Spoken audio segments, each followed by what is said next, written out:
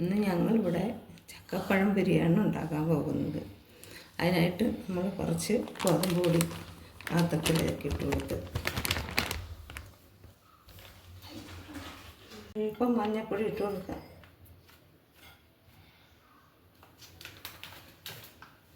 കുറച്ച് ഏലക്കാപ്പൊടി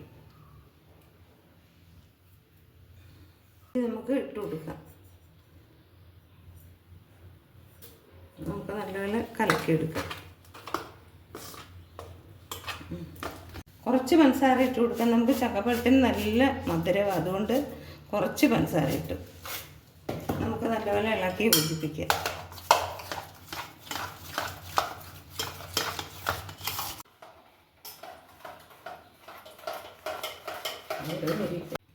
അത് നല്ലോണം നമ്മൾ യോജിപ്പിച്ചിട്ടുണ്ട് കലക്കി.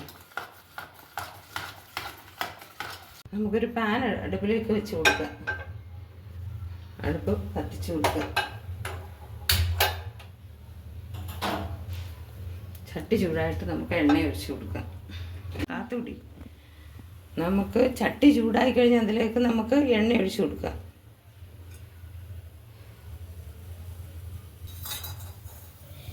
നമുക്കിനി ചക്ക അതിലേക്ക് മാവിലേക്ക് ഇട്ട് കൊടുക്കാം. ചക്ക മാവിലേക്ക് ഇട്ട് കൊടുത്തിട്ട് നമുക്ക് ഓരോന്നായിട്ട് എണ്ണയിൽ ഇട്ട് കൊടുക്കാം. നമുക്ക് എണ്ണയിലേക്ക് ഇട്ട് കൊടുക്കാം.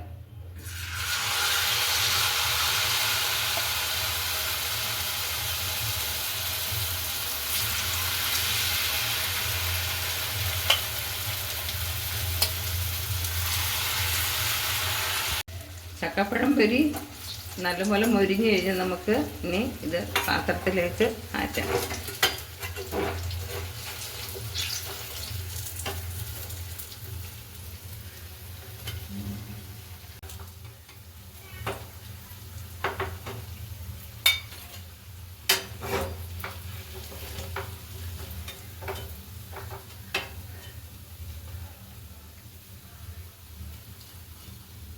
കോരുന്ന ശ്രമിച്ചില്ലേ? ചക്കപ്പഴം പൊരി പെട്ടെന്ന് റെഡിയായി. ഇനി എല്ലാവർക്കും കൂടെ കഴിക്കാം.